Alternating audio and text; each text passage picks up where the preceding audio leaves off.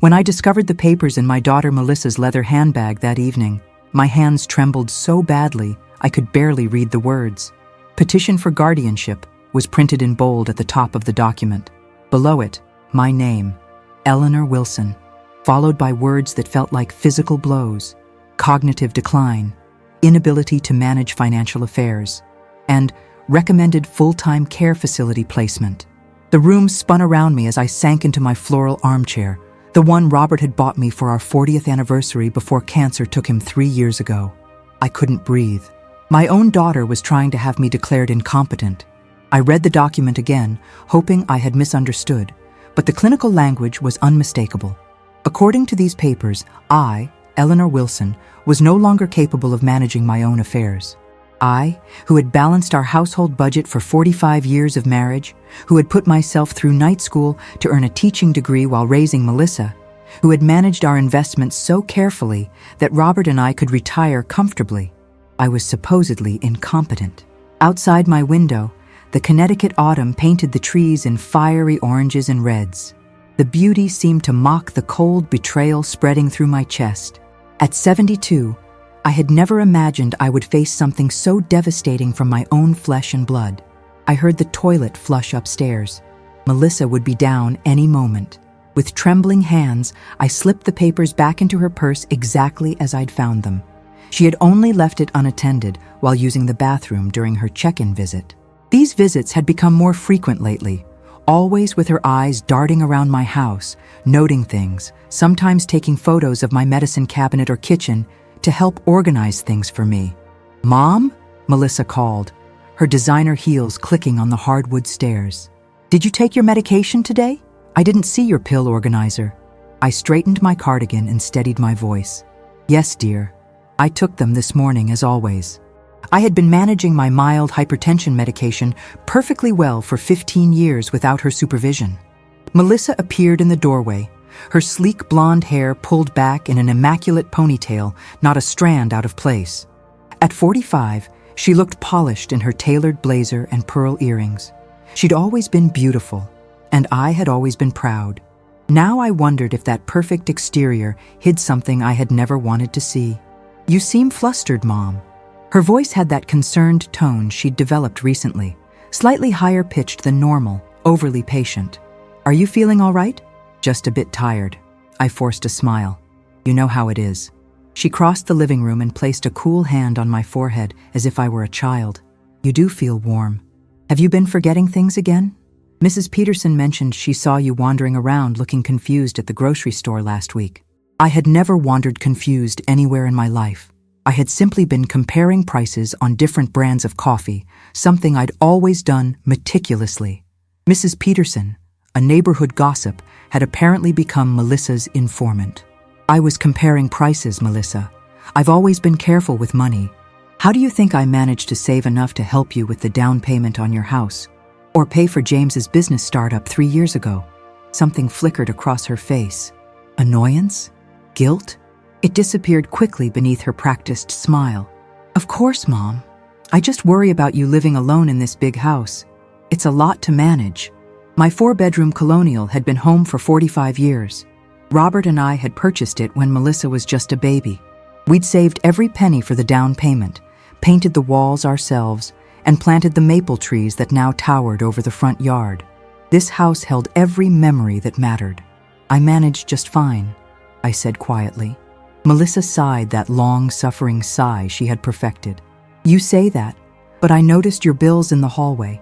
Some of them aren't opened, and the garden is overgrown. Dad would have never let it get that way." The garden comment stung. Robert had been the gardener in the family. After his death, I had tried to maintain his beloved roses and hydrangeas, but my arthritis made kneeling difficult. Still, I had hired young Tommy from down the street to help with the heavier work. The garden wasn't perfect, but it wasn't neglected either. "The bills are organized by due date. I open them when it's time to pay them." My voice sounded defensive even to my own ears. Melissa picked up a framed photo of her father from the side table. "I just want what's best for you, the way Dad would have. He'd want you properly taken care of." She set the photo down slightly out of alignment with the others. A small thing, but it bothered me. as if she were subtly rearranging my life piece by piece. I thought of all the ways I had supported Melissa and her husband James over the years. The $40,000 for their house down payment, the $25,000 loan, never repaid, for James's landscape design business that seemed perpetually on the verge of breaking through, the countless checks for vacations, car repairs, and their son Justin's private school tuition. I had never hesitated to help them. Not once. "How's Justin doing at college?" I asked, changing the subject. My 18-year-old grandson rarely called anymore, though I faithfully sent him care packages at Cornell. "Thriving. His lacrosse team might make nationals." She glanced at her diamond-studded watch. "I should get going. James is making reservations at Vincenzo's for dinner. Did you remember we're going to the Bahamas next week? I told you about it last month." She hadn't mentioned any trip. "That sounds lovely. A special occasion?" "Just a little getaway. We've been working so hard." She collected her purse, the one containing papers planning my institutionalization, and kissed my cheek. Her perfume was expensive and overwhelming. "I'll check in tomorrow. Maybe we should go through some of these old photos, start sorting things out?" The suggestion sent a chill through me. Sorting things out, as if preparing for the end. After she left, I sat motionless for nearly an hour. Outside, darkness fell over Oak Ridge Lane, the street where I'd raised my family, hosted neighborhood barbecues, and built a life with Robert. Our neighbors had changed over the decades, the Millers replaced by the Patels, the Johnsons by the Rodriguezes. But the street had remained my home. I finally rose and moved to my small home office. My fingers, gnarled slightly with arthritis but still functional, pulled open the filing cabinet where I kept all important documents. Everything was meticulously organized: insurance policies, property tax records, investment statements. Robert had taught me the importance of keeping perfect records. After his death, I had taken over our finances completely, never missing a payment or investment opportunity. The quarterly statement from my investment account showed a healthy balance of just over $850,000, the result of Robert's life insurance and our lifetime of careful saving. Our house was fully paid for and worth approximately $600,000 in the current market. My pension from 30 years of teaching elementary school provided steady income alongside Social Security. I was not wealthy by Connecticut standards, but I was comfortable and financially secure. Was this what Melissa was after? The thought made me sick. I picked up the phone to call my old friend Diane, but put it down again. What would I even say? My daughter is trying to have me committed so she can take my money. It sounded paranoid. Maybe I was overreacting. Perhaps the papers were for someone else. But no, my name had been clearly printed on them. I made myself a cup of chamomile tea, my hands still unsteady. Through the kitchen window, I saw lights on at Sarah Jenkins' house across the street. Sarah had moved in 2 years ago after her husband's death. We had exchanged pleasantries, but never really connected. She was younger than me, perhaps early 60s, with a vibrant energy I sometimes envied. As I sipped my tea, I realized how isolated I had become. Robert had been my best friend and partner in everything. After his death, I had withdrawn somewhat. Melissa had subtly discouraged my few social activities, suggesting the garden club might be too much for me, wondering if my weekly bridge game was too taxing. I had gradually let these connections fade, focusing instead on being available whenever Melissa and James needed me. That night, sleep eluded me. I lay awake remembering how Melissa had been as a child, bright-eyed and affectionate, bringing me dandelion bouquets and homemade cards. When had she changed, or had she always had this capacity for calculation and I had simply refused to see it? By morning, I had made a decision. I would not confront Melissa yet. First, I needed to understand exactly what I was facing. I needed to gather information, protect myself, and perhaps most importantly, find allies. For the first time in my life, I needed to treat my own daughter as a potential adversary, a thought that broke my heart even as I recognized its necessity. I dressed carefully in gray slacks and a blue cardigan, applied light makeup, and styled my silver hair. Looking in the mirror, I saw a woman who appeared every bit as competent as she actually was. There were no signs of the confusion or decline Melissa had invented.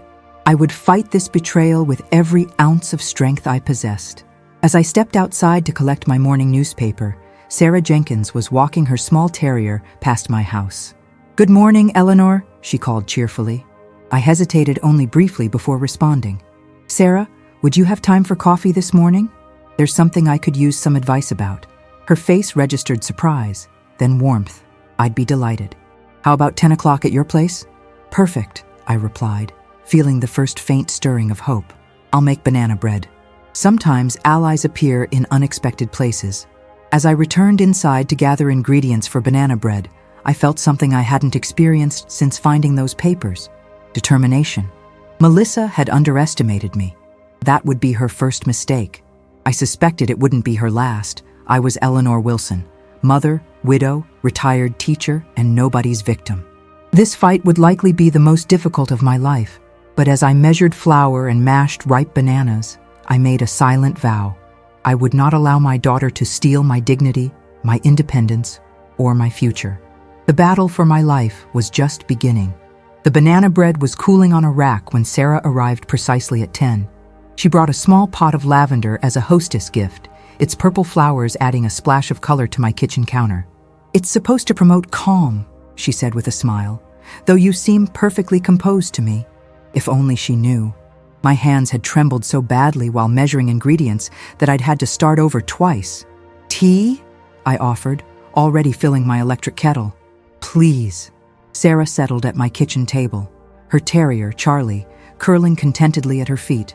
"So, what's this advice you need? Garden troubles? I noticed your roses looking a bit peaked." I set 2 cups of Earl Grey on the table and sat across from her. "It's about my daughter, Melissa." The words caught in my throat. How did one begin such a conversation? Sarah waited patiently, her kind brown eyes encouraging me. "Yesterday I found some papers." I took a deep breath. "Melissa is trying to have me declared incompetent. She wants guardianship of me and my assets." Sarah's eyes widened. "Eleanor, Are you certain?" I nodded, the reality still feeling surreal even as I spoke it aloud. The petition was in her purse. She's claiming I have cognitive decline, that I can't manage my finances or take care of myself. That's absurd. I've only known you a short while, but you're clearly sharp as a tack. Thank you. I sipped my tea, grateful for her immediate validation. The problem is proving it, and understanding what rights I have. Sarah's expression became thoughtful. My sister went through something similar with her stepson after her husband died. He tried to claim she was squandering her inheritance. She pulled out her phone. "I think you need to talk to Benjamin Harris. He's the attorney who helped her." An attorney? The word made this all so real, so adversarial.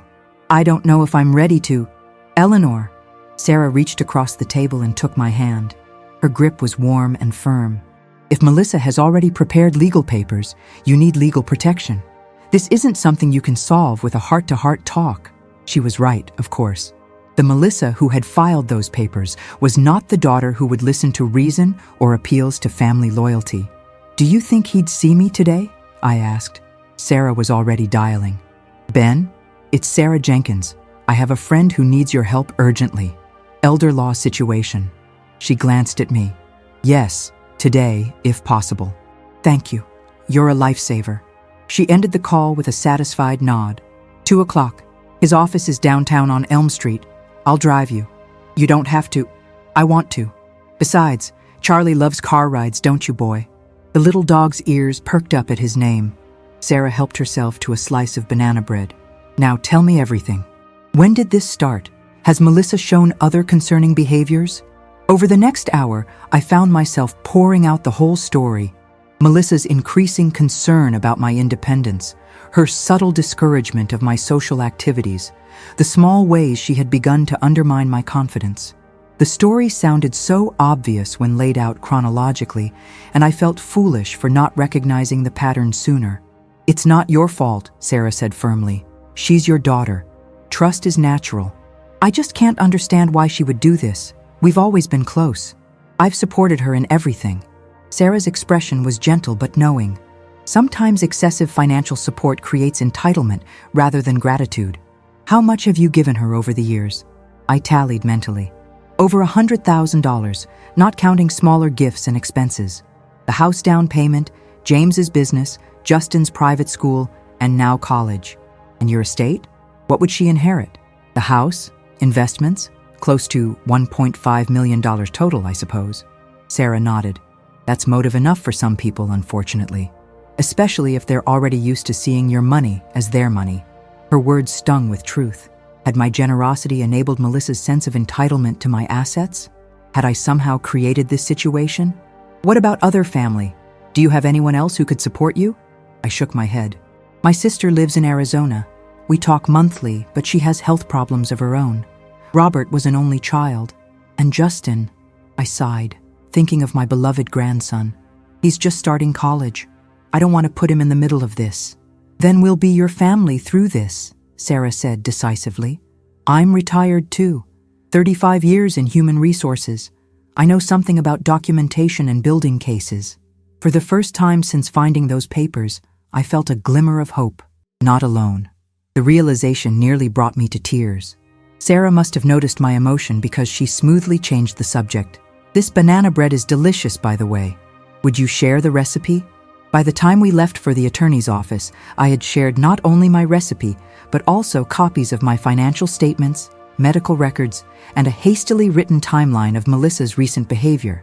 Sarah had helped me organize everything into a neat folder. Documentation is power, she said as we drove downtown. The more organized you appear, the harder it will be for anyone to claim you're incompetent. Benjamin Harris's office was in a converted Victorian house with a brass plaque beside the door reading Harris Legal Services, Elder Law, Estate Planning, Family Law. The man himself was younger than I expected, perhaps in his late 40s, with kind eyes behind stylish glasses and a reassuring handshake. Mrs. Wilson, I'm very sorry about your situation, he said, once we were seated in his book-lined office. Unfortunately, what you're describing is not uncommon. Family financial exploitation of seniors is a growing problem. I never thought I'd be part of such a statistic, I said, embarrassment coloring my voice. No one does. But you've taken exactly the right first step by seeking help. He reviewed the documents I'd brought. Based on what I'm seeing here, we have a strong case that you're fully competent. Your finances are impeccable, and your medical records show no cognitive concerns from your doctors. So what do I do now? First, we need to secure your assets. Today, if possible. Can you visit your bank and investment firm to ensure Melissa doesn't have access? We should also change any powers of attorney you might have granted her. My stomach churned at the thought. Such drastic steps felt like a declaration of war. She'll know something's wrong as soon as I do that, I protested. She checks my accounts online, says she's helping me keep track. Benjamin nodded grimly. That's exactly why it's necessary. Mrs. Wilson, if your daughter has filed for guardianship, she's already declared war. We're just ensuring you're protected. Sarah, who had remained quiet, spoke up. I'll go with Eleanor to the bank. Today. Good, Benjamin continued. Next, we need to build evidence of your competence. I recommend a full neuropsychological evaluation from an independent specialist, not someone Melissa has selected. Will that be expensive? I asked, thinking of my fixed income. It's an investment in your freedom, he replied. And yes, we can arrange payment methods that won't alert your daughter. For the next hour, Benjamin outlined a comprehensive plan to protect me from Melissa's guardianship petition. By the time we finished, I had a detailed list of actions, from changing locks on my house to installing security cameras, from financial protections to medical evaluations. One last question, I said as we prepared to leave. What are the chances she'll succeed? Benjamin's expression was serious but not without hope. If we take these steps, her chances are slim. The courts generally prefer to maintain independence when possible. But Mrs. Wilson, he hesitated. Please be frank. This will likely get worse before it gets better. When people attempt financial exploitation and meet resistance, they often escalate. Be prepared for accusations, for attempts to isolate you, even for gaslighting, making you question your own memory or perceptions. I nodded, the weight of what lay ahead settling heavily on my shoulders. I understand. As we left the office, Sarah squeezed my arm encouragingly. One step at a time, Eleanor. Bank first, then locksmith. I'll be with you every step. In the car, I stared out at the familiar streets of the town where I'd spent my adult life. The maple-lined avenues, the historic town green, the elementary school where I'd taught for 3 decades. Everything looked the same, yet everything had changed. My own daughter had become my adversary, and strangers had become my allies. "Sarah," I said suddenly, "why are you helping me?" We barely knew each other before today. She kept her eyes on the road, but a small smile played at her lips. 3 years ago, when Richard died, I was in a dark place. A neighbor I barely knew brought me soup every day for a week, took my trash cans to the curb, and sat with me when I couldn't bear to be alone. Sometimes we help because someday we might need help too. "Who was this neighbor?" I asked. "You wouldn't know her. She moved to Florida last year." Sarah turned into the bank parking lot. "Ready to take back control of your life, Eleanor?" I squared my shoulders and gathered my courage. Ready. By day's end, we had visited the bank, changed locks, contacted my doctors, and begun the process of securing my life against my own daughter's machinations. Each step felt both terrible and empowering. I was burning bridges with Melissa, but I was also building a fortress of protection around myself. That evening, alone in my newly secured house, I expected to feel satisfaction, perhaps even triumph. Instead, I felt a profound sadness that threatened to overwhelm me. I pulled out old photo albums, the ones Melissa had wanted to sort through, and traced my finger over images of her childhood. Her 5th birthday party with the princess cake I'd stayed up all night decorating, her high school graduation, her face shining with pride as I adjusted her cap, her wedding day when she'd clutched my hand and whispered, "I'm so lucky to have you, Mom." Where had that daughter gone? Had she ever really existed? Or had I simply been blind to who she truly was? The phone rang, shattering my reverie. Melissa's name flashed on the caller ID.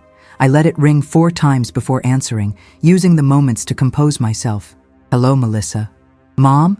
Her voice was sharp with irritation.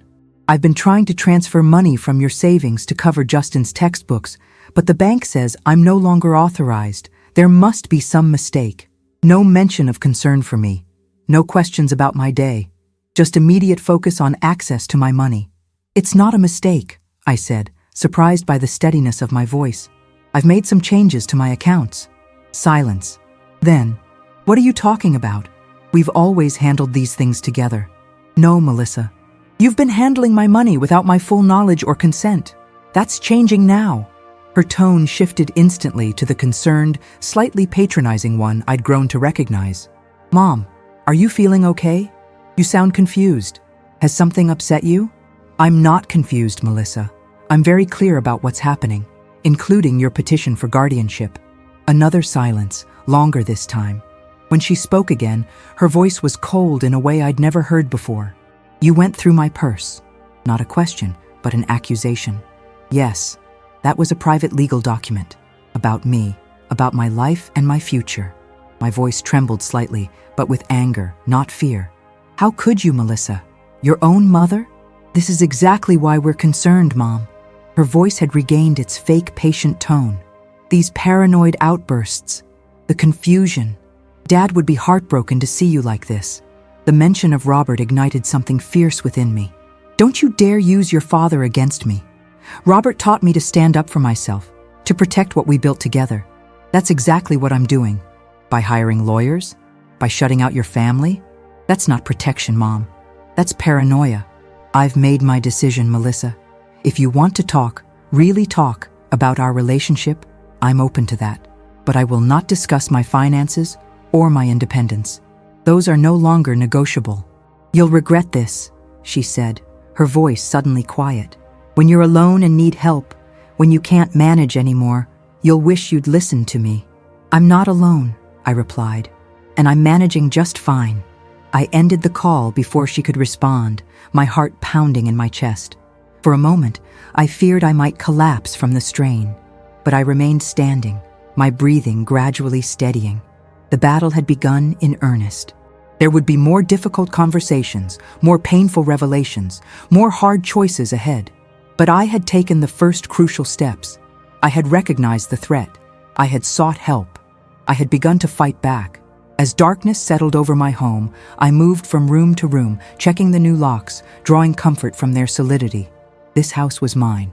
This life was mine, and I would not surrender either without a fight. The neuropsychologist's office was in a modern medical complex 20 minutes from my home. Dr. Abigail Chen had the calm efficiency of someone who had conducted thousands of evaluations, combined with a warmth that put me instantly at ease. "Mrs. Wilson, I understand you're seeking an evaluation to establish cognitive capacity," she said, as I settled into a comfortable chair in her office. "Yes, my daughter is—" the words still caught in my throat. "She's seeking guardianship. Claims I'm experiencing cognitive decline." Dr. Chen nodded, her expression neutral but kind. "We'll conduct a thorough assessment. The process takes about 3 hours, with various tests of memory, reasoning, executive function, and other cognitive domains." "Will it hurt?" The question slipped out before I could stop it, revealing my anxiety. She smiled. "Only your pride, occasionally. Some tasks are deliberately challenging, designed to find your cognitive limits. Don't be discouraged if you can't complete everything perfectly." The evaluation was indeed grueling, remembering number sequences backward, copying complex geometric figures, solving puzzles under time constraints, recalling lists of words after delays. By the end, my mind felt stretched and tired, but not in an unpleasant way. It reminded me of the mental fatigue after grading a stack of student essays. Taxing, but satisfying. "You did very well," Dr. Chen said as we concluded. "I'll have the full report in about a week, but I can tell you that you're showing strong performance across all domains, particularly verbal reasoning and practical judgment." Relief flooded through me. "So, I'm not experiencing dementia or significant cognitive impairment?" "No, Mrs. Wilson. Your performance is consistent with a healthy adult your age, with some areas exceeding expectations." I hadn't realized how much I had feared the alternative, that perhaps Melissa had seen something real, something I couldn't recognize in myself. Dr. Chen's assessment was more than just ammunition for my legal defense. It was validation of my own perceptions. As I left the medical building, I noticed a familiar car in the parking lot, James's silver BMW. My son-in-law was sitting behind the wheel, pretending to look at his phone, watching me, reporting back to Melissa. Rather than avoid him, I walked directly to his car and tapped on the window. His startled expression as he lowered it was almost comical. "Hello, James. Fancy meeting you here." "Eleanor." He attempted a casual smile that didn't reach his eyes. I had an appointment nearby." "At the neuropsychology clinic? Fascinating coincidence?" I kept my tone pleasant but firm. "Please tell Melissa that stalking me will not help her case. In fact, it might become part of mine." His face reddened. "Eleanor, this has gotten out of hand. Melissa is just worried about you. We all are. Are you, James?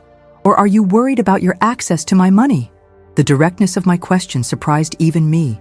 He had the decency to look ashamed. "It's not like that." "Then what is it like? Because from where I'm standing, it looks very much like financial exploitation." James glanced around nervously. "Look, Eleanor, the business has been struggling. We've got Justin's tuition, the mortgage. Melissa thought if we could just manage your assets more directly, it would help everyone. By declaring me incompetent? By trying to put me in a nursing home?" My voice rose despite my efforts to remain calm.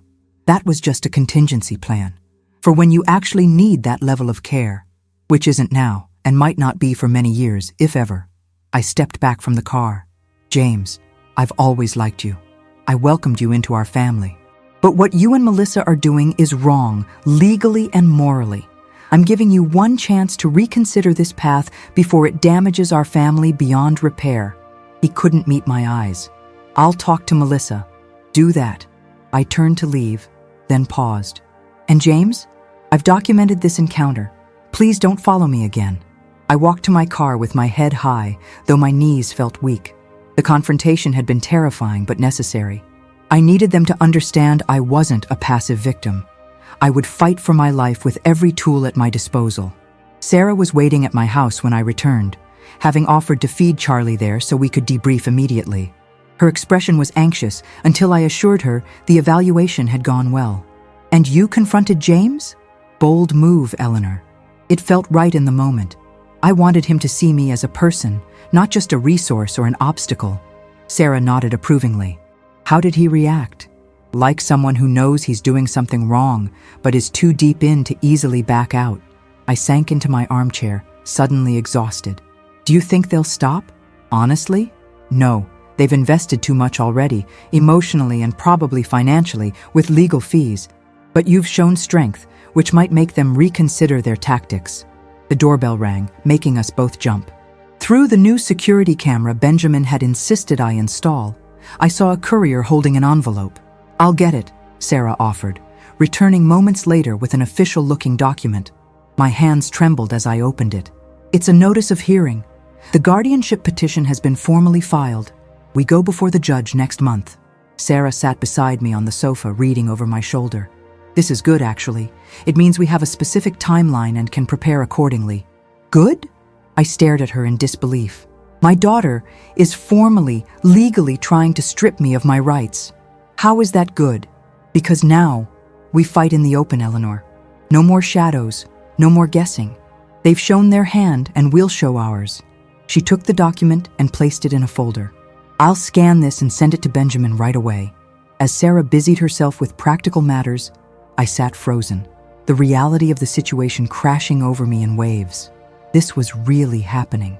My daughter, my only child, was trying to legally erase my autonomy, my personhood. The hearing date, October 15th, glared at me from the document like an execution date. I need to call Justin, I said suddenly. Sarah looked up from her task. Your grandson, are you sure? He deserves to know what's happening. Before Melissa gives him her version, the thought of Justin believing I was cognitively impaired, pitying me, perhaps even supporting his mother's actions, it was unbearable.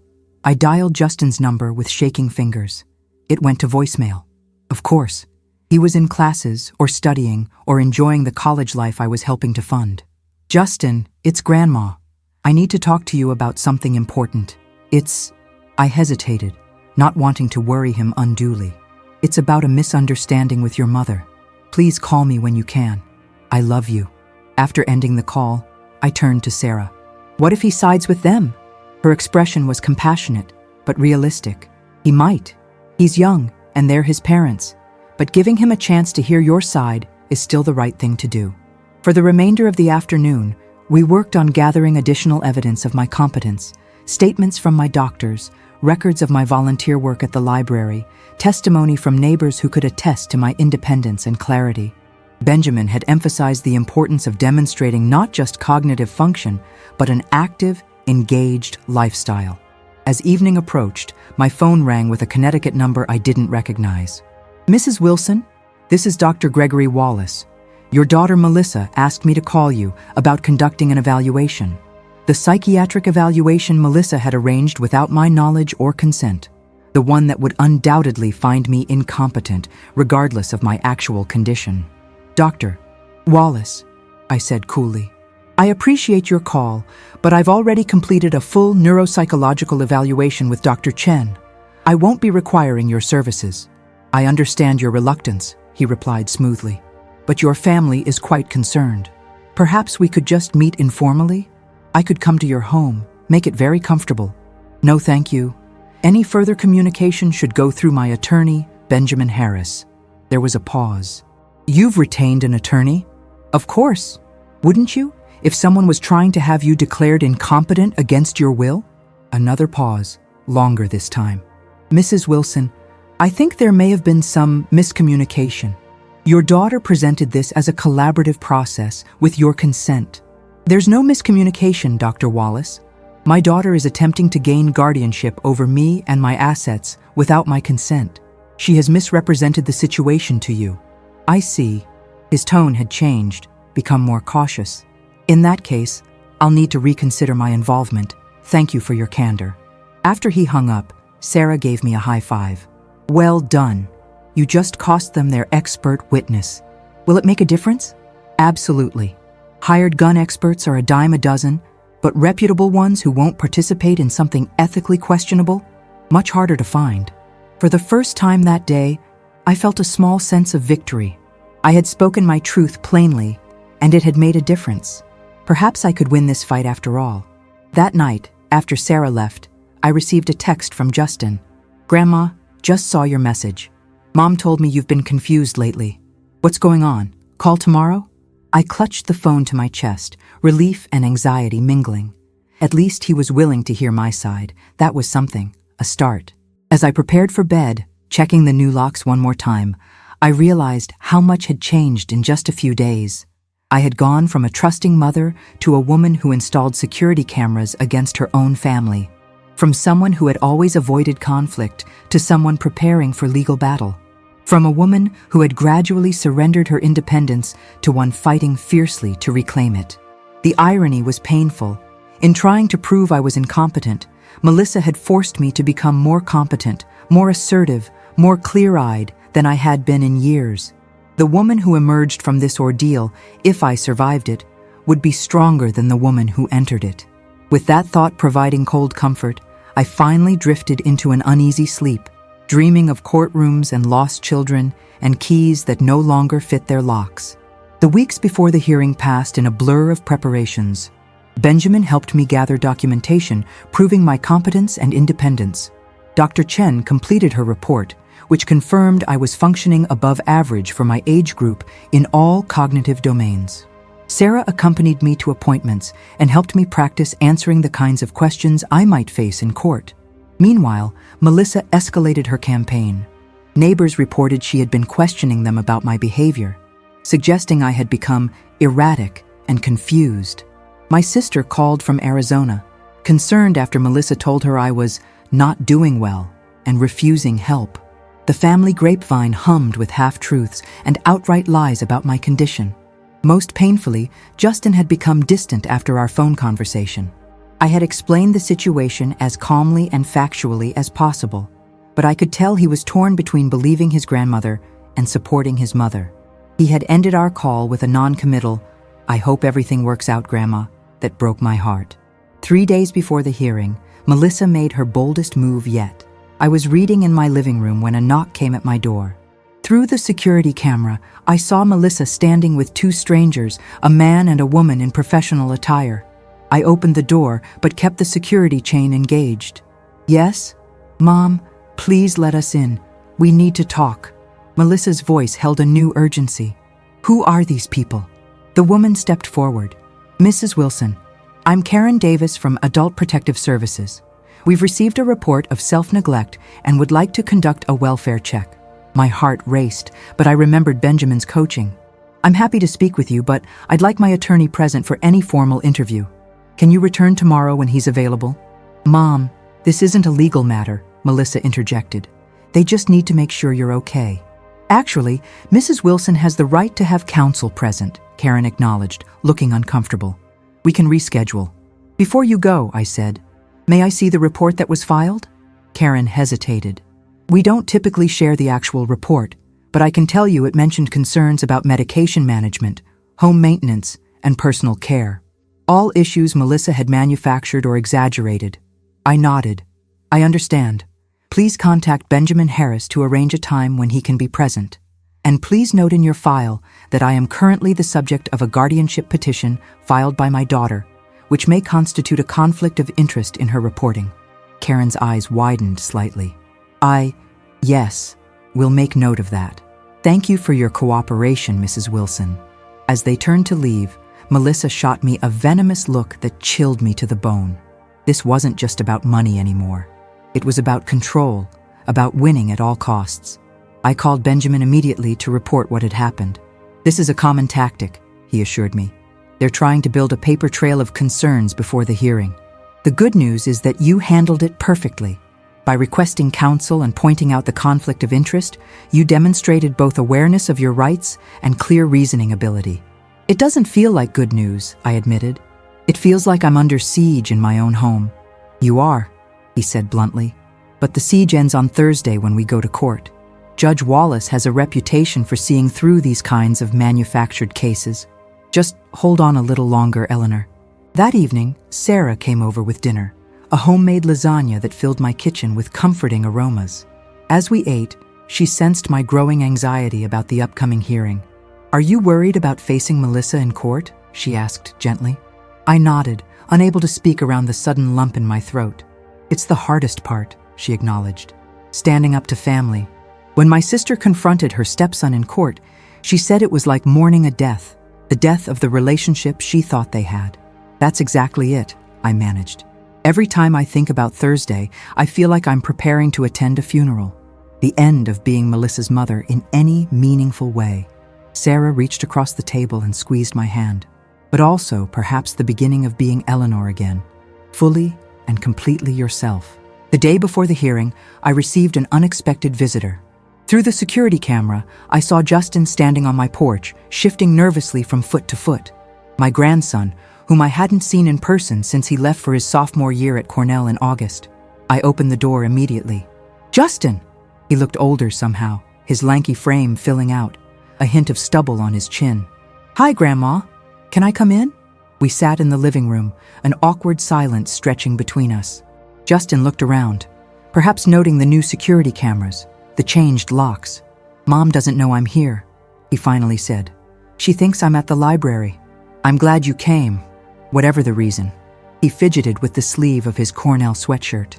"I don't know what to believe, Grandma. Mom says you're confused, that you need help but won't accept it, that you've fallen under the influence of neighbors who are taking advantage of you. And what do you think, Justin? You're talking to me now. Do I seem confused to you?" He studied me carefully. "No, you seem like yourself, but Mom has all these examples. You forgetting conversations, misplacing things, making bad financial decisions. Has she given you any specifics? Dates, times, details of these supposed incidents?" Justin frowned. "Not really, just general stuff. Because they didn't happen, Justin. I'm not perfect. I misplace my reading glasses like anyone else. But I'm not experiencing cognitive decline. I've been evaluated by an independent neuropsychologist who confirms this. Then why is Mom doing this?" The plaintive question hung in the air between us. The real reason for his visit. I chose my words carefully. "I believe your mother has convinced herself I need help to justify taking control of my finances.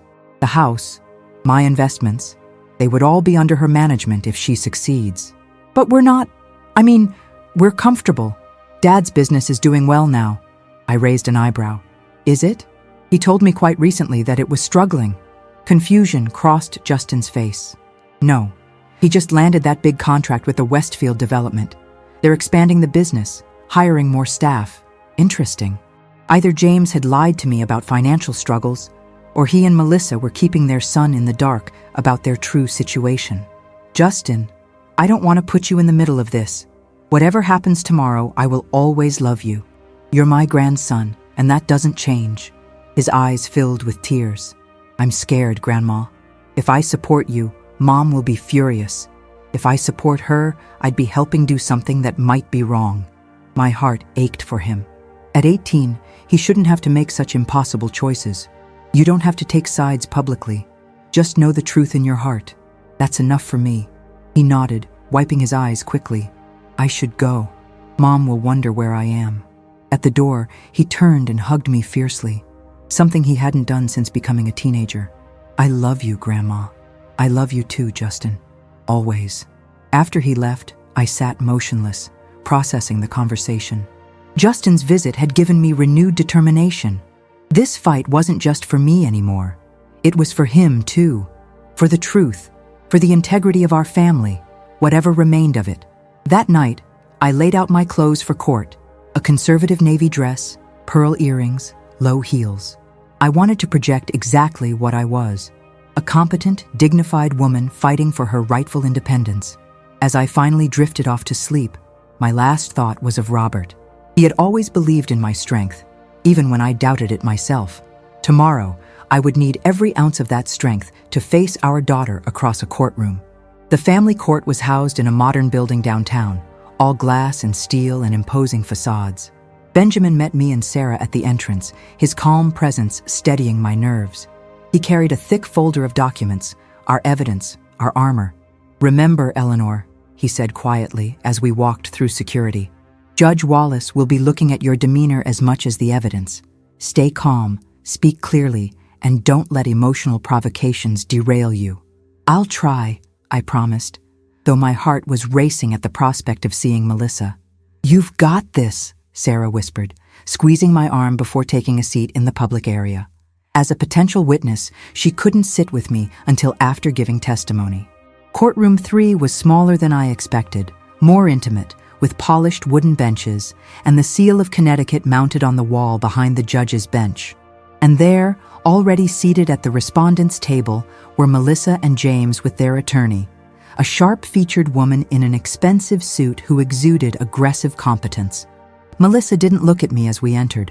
James glanced over once, then quickly away, his expression unreadable. They looked like strangers, these people I had loved and supported for decades.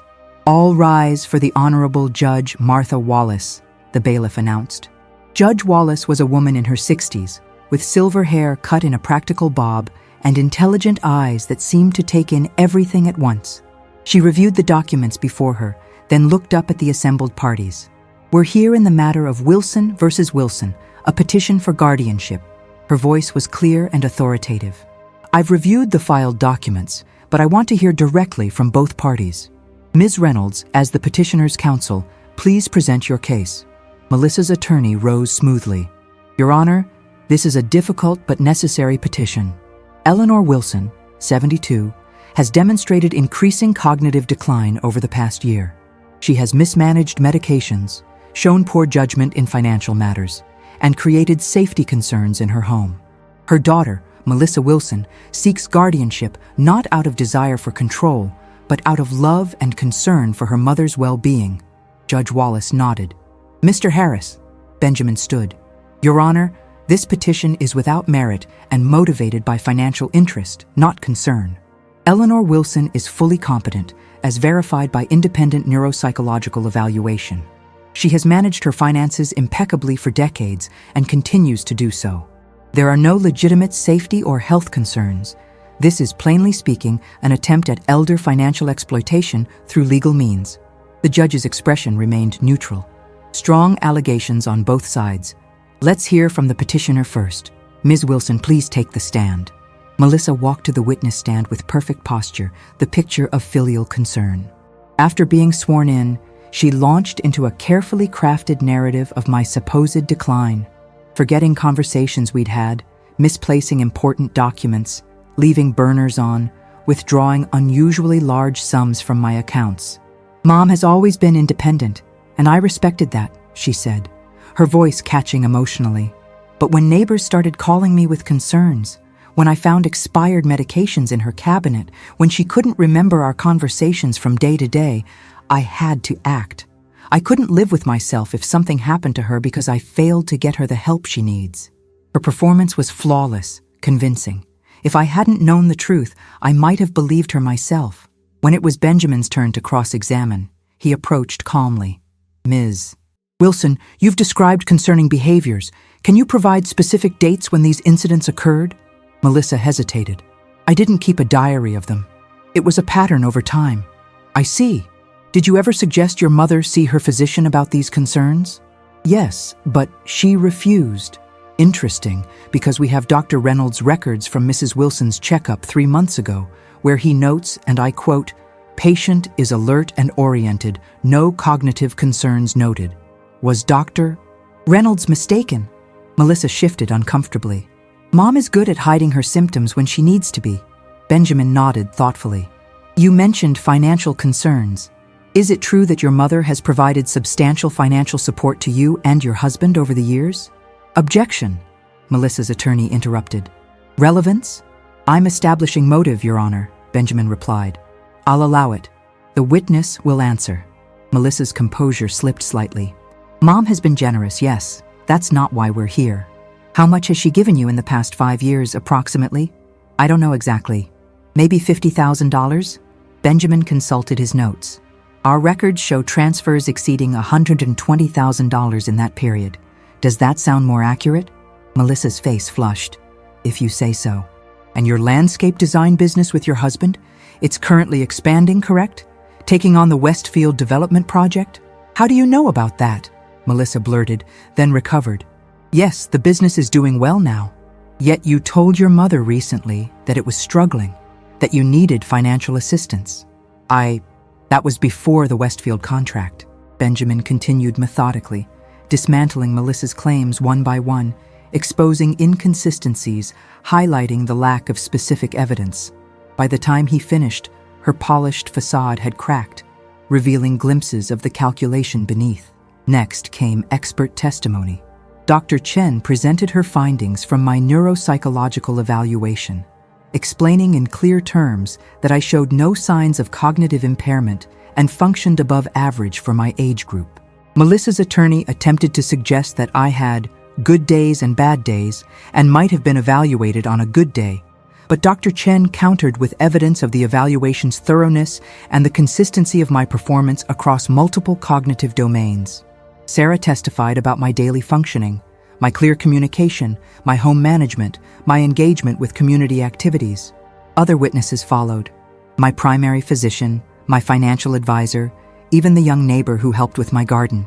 Each painted a picture of a competent, engaged older adult managing life successfully. Finally, it was my turn to testify. As I took the stand, I caught Melissa's eye for the first time that day. Her expression was cold, calculating, as if I were an obstacle rather than her mother. It steeled my resolve. After being sworn in, I sat straight, hands folded calmly in my lap, and faced Judge Wallace directly. "Mrs. Wilson," she began, "this must be difficult for you. How would you respond to your daughter's concerns?" "With sadness and confusion, Your Honor," I said, my voice steady despite my nerves. "The behaviors she describes are largely fabricated or exaggerated. I don't forget conversations. I don't leave burners on. I'm not perfect. No one is. But I'm not cognitively impaired. Why do you think your daughter has filed this petition?" I took a deep breath. I believe Melissa has grown accustomed to my financial support over the years. When I recently began to establish firmer boundaries around my assets, this petition followed. "How did you discover the petition was being prepared?" "I found documents in Melissa's purse during one of her visits. She had left it unattended briefly. I wasn't snooping. I needed a tissue and knew she kept them in her purse." The memory still stung. That moment of discovery that had changed everything. "And what steps have you taken since then?" I outlined my actions: securing my assets, changing locks, undergoing evaluation, seeking legal counsel. I didn't want to believe my own daughter would do this, but once I accepted the reality, I acted to protect myself.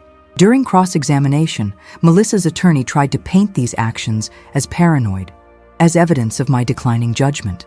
"Isn't it true that you've cut off contact with family who care about you, installed surveillance cameras, become suspicious of those closest to you?" "I've taken rational steps to protect myself from exploitation," I replied evenly. "If someone is trying to have you declared incompetent against your will, a certain level of caution is appropriate, don't you think?"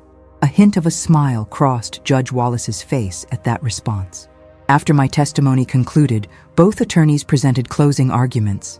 Melissa's counsel emphasized her concern for my welfare, the supposed risk of my living independently, the loving solution of guardianship. Benjamin highlighted my demonstrated competence, the financial motive behind the petition, and the importance of respecting elder autonomy absent clear evidence of incapacity. Judge Wallace listened attentively, taking occasional notes. When both had finished, she spoke. "I'll take a brief recess to review all evidence before rendering my decision. Court will resume in 30 minutes. Those 30 minutes were among the longest of my life. Benjamin, Sarah, and I waited in a small consultation room, none of us speaking much. The tension was palpable. "Whatever happens," Benjamin finally said, "you've presented yourself beautifully, Eleanor. You've demonstrated exactly the kind of clear-headed competence that makes guardianship unnecessary." "But will it be enough?" I asked, voicing my deepest fear. He squeezed my hand. "I believe it will." When we returned to the courtroom, Judge Wallace was already seated, a folder open before her. Her expression gave nothing away as she waited for everyone to be seated. "In the matter of Wilson versus Wilson," she began, "I have carefully considered all testimony and evidence presented today. Guardianship is an extraordinary legal remedy that removes fundamental rights from an individual. As such, it requires clear and convincing evidence of incapacity, not merely occasional forgetfulness or family disagreements." She looked directly at me, then at Melissa. The evidence presented by the petitioner consists largely of anecdotal accounts without specific documentation or corroboration from medical professionals. In contrast, the respondent has provided comprehensive neuropsychological evaluation showing cognitive functioning within or above normal ranges for her age, along with testimony from multiple witnesses attesting to her competence in daily life. My heart began to race with hope. Furthermore, Judge Wallace continued, I am troubled by evidence suggesting financial motivation behind this petition. The court takes a serious view of potential elder exploitation, including attempts to use the guardianship system as a means of gaining control over an elder's assets. She closed her folder decisively. Based on all evidence before me, I find that Eleanor Wilson is fully capable of managing her person and affairs. The petition for guardianship is hereby denied. Relief washed over me like a physical force. I gripped Benjamin's arm to steady myself as Judge Wallace continued. Additionally, I am issuing a protective order prohibiting Melissa and James Wilson from accessing Eleanor Wilson's financial accounts or entering her property without express permission. I am also referring this matter to the Elder Justice Task Force for further investigation of potential exploitation. Melissa gasped audibly. Her attorney whispered urgently in her ear, but she shook her head, her face a mask of fury and disbelief. This court stands adjourned. Judge Wallace struck her gavel, rose, and exited the courtroom. It was over. I had won. Sarah embraced me, tears in her eyes. You did it, Eleanor. You stood your ground. Benjamin gathered his papers, looking satisfied. A complete victory, and the referral to the task force puts them on notice. They won't try this again. As we prepared to leave, Melissa approached, James trailing behind her. Her face was composed, but her eyes blazed with anger. Congratulations, Mother. You've managed to destroy our family over a misunderstanding. A misunderstanding? I echoed. You tried to have me declared incompetent. You lied about my mental state. You attempted to take everything from me, my home, my money, my independence. We were trying to help you. No, Melissa, you were helping yourselves. To my money, to my house, to my life. I felt strangely calm, facing her now with the truth between us. I would have given you anything you truly needed. All you had to do was ask honestly. Instead, you chose this. James touched her arm. Melissa, let's go. This isn't the place. She shrugged him off. You'll regret this, Mom. When you really do need help someday, when you're truly alone, you'll wish you'd let us take care of you. I'm not alone, I said quietly. And if I need help someday, I'll seek it from people who respect me as a person, not as a resource to be controlled. She turned and walked away, James following after a last apologetic glance back at me. I watched them go, my daughter and son-in-law, now effectively strangers. Benjamin touched my shoulder gently. Let's get you home, Eleanor. It's been a long day. Outside the courthouse, the October sun was warm on my face. I breathed deeply, feeling both victory and loss in equal measure. I had won my freedom, but at what cost? The relationship with my only child lay in ruins. The future I had imagined, grandchildren visiting, family holidays, the natural progression of generations, had vanished, replaced by something colder and more solitary. Yet, as Sarah drove me home, chatting about celebrating my victory with a special dinner, I realized that not all was lost. I had found unexpected friendship. I had discovered strength I didn't know I possessed.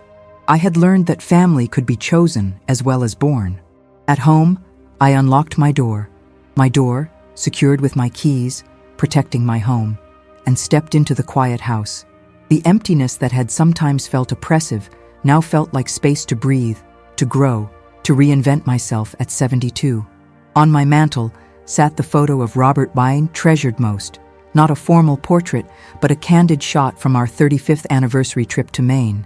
He was laughing, his face lined with the marks of our years together, his eyes bright with joy. I touched the frame gently. I did it, Robert, I whispered. I stood up for myself, for us, for everything we built. The photograph couldn't answer, of course, but as the afternoon sunlight slanted through my windows, illuminating the home we had shared, I felt a profound sense of peace.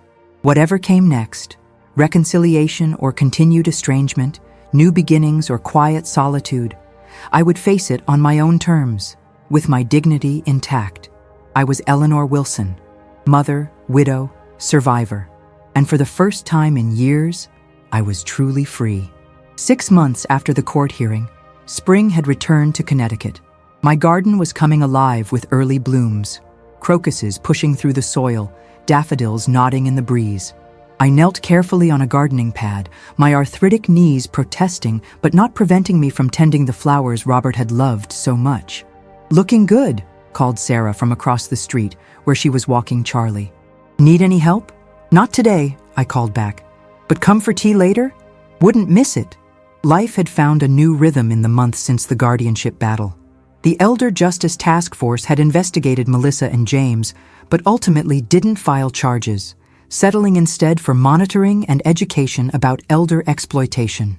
I hadn't pressed the issue. Criminal charges against my own daughter would have been a step I couldn't take, despite everything. Melissa and I had not spoken since that day in court. James had called once, awkwardly suggesting a reconciliation, but it was clear he was acting as Melissa's emissary rather than from genuine remorse.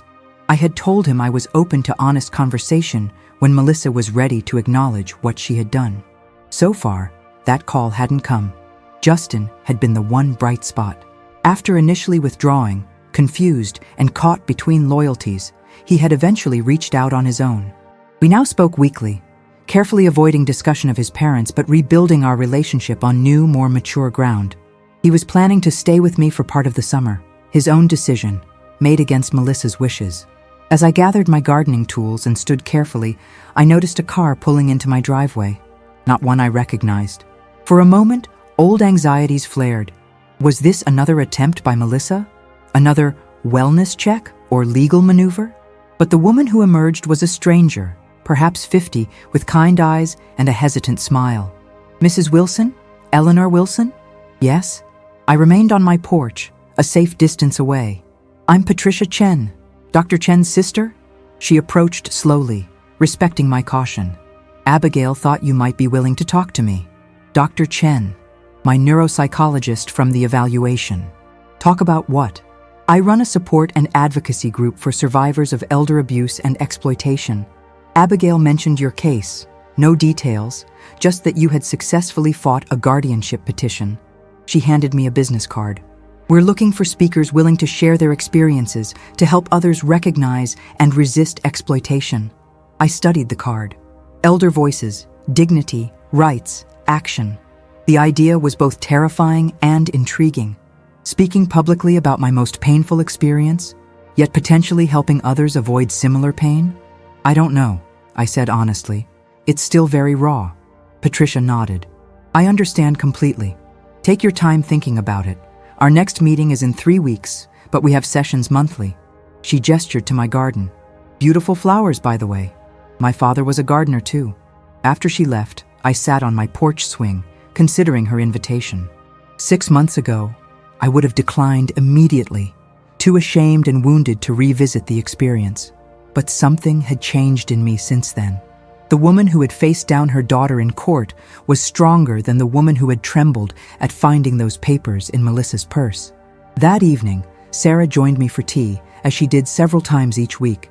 Our friendship had deepened into something like family, the family of choice rather than blood. I told her about Patricia's visit. "I think you should do it," she said immediately. "Your story could help so many people, Eleanor, especially coming from someone as articulate and thoughtful as you." "I'm not sure I can talk about it without falling apart," I admitted. "Maybe falling apart a little is okay," Sarah suggested. "It shows the real impact of what happened, the emotional truth of it." I considered this. Perhaps my vulnerability was not a weakness, but a strength in this context. Evidence of the real harm exploitation causes, even when it's ultimately defeated. The next day, I called Patricia and agreed to speak at the next meeting. The following weeks were spent crafting my story, not the legal details, which were straightforward enough, but the emotional journey from trust to betrayal to resistance to victory, tinged with loss. The support group met in a community center downtown. About 20 people gathered in a circle of chairs, mostly older adults, but some younger faces too, likely family members or caregivers. Patricia introduced me simply as Eleanor, who has an important story to share. As I began to speak, my voice trembled slightly. 6 months ago, I discovered my daughter was planning to have me declared incompetent. Not because I was incapable, but because she wanted control of my assets. For the next 30 minutes, I shared my experience. The shock of discovery, the pain of betrayal, the fear of losing my independence, the struggle to fight back, the bittersweet victory. I spoke of practical steps I had taken, but also of the emotional toll, the grief for the relationship lost, the struggle to rebuild my sense of self after such fundamental betrayal. When I finished, the room was silent for a moment. Then, an elderly man in the back spoke up, his voice thick with emotion. My son did the same thing. I thought I was the only one. I thought I had failed as a parent somehow. A woman nodded. My niece, she took over my checking account to help me. Now I can't access my own money. One by one, they shared their stories. Some still in the midst of exploitation, others who had escaped but carried the wounds. Patricia facilitated gently, offering resources, validation, practical advice. By the end of the session, 3 people had approached me privately for advice on their situations. I gave them Benjamin's contact information and promised to talk more at the next meeting. As we were leaving, Patricia squeezed my hand. "You've made a difference today, Eleanor." They needed to hear from someone who fought back and won. On the drive home, I reflected on how much had changed in 6 months. The pain hadn't disappeared. I still felt the ache of Melissa's betrayal, the loss of the relationship we once had. But alongside that pain had grown something new: purpose. By sharing my story, by helping others recognize and resist exploitation, I was transforming my personal tragedy into something meaningful. At home, a message was waiting on my answering machine. Justin's voice filled the room. "Hi, Grandma. Just confirming I'll be there June 10th through the 24th. Can't wait to see you. Oh, and I'm bringing a friend if that's okay. My roommate Alex needs a place to stay for a few days. Love you." I smiled, imagining my quiet house filled with young voices again, even temporarily. Life continued to evolve in unexpected ways. As evening settled over my neighborhood, I sat on my porch swing, listening to the first spring peepers in the distance. Across the street, Sarah's lights glowed warmly. Down the block, the Patel's children played a last game before bedtime, their laughter carrying on the mild air. I thought of Robert, who had always believed in my strength even when I doubted it. Of Melissa, whose betrayal had forced me to find that strength. Of Benjamin and Sarah, whose support had helped me channel it effectively. Of the elders in that meeting room, drawing hope from my experience. The past 6 months had taught me that life at 72 could still hold surprises. Painful ones, yes, but also opportunities for growth, for connection, for meaning. I had lost a daughter, but gained a community. I had faced my greatest fear, betrayal by family, and survived it. Whatever came next, I would face it with the hard-won knowledge of my own resilience. As darkness fell, I watched the first stars appear above the trees Robert and I had planted decades ago. They had grown strong and tall, their roots deep, their branches reaching skyward, much like me. Not untouched by storms, perhaps bent in places, but still standing, still growing, still alive with possibility. Thank you for following this difficult journey with me. If this story touched your heart as it touched mine in the telling, please like, share with someone who might need to hear it, and subscribe to our channel. In the comments, let me know what story of transformation you'd like to see in our next video. Your participation is essential as we continue to bring these inspiring journeys to light. With love and gratitude, Eleanor.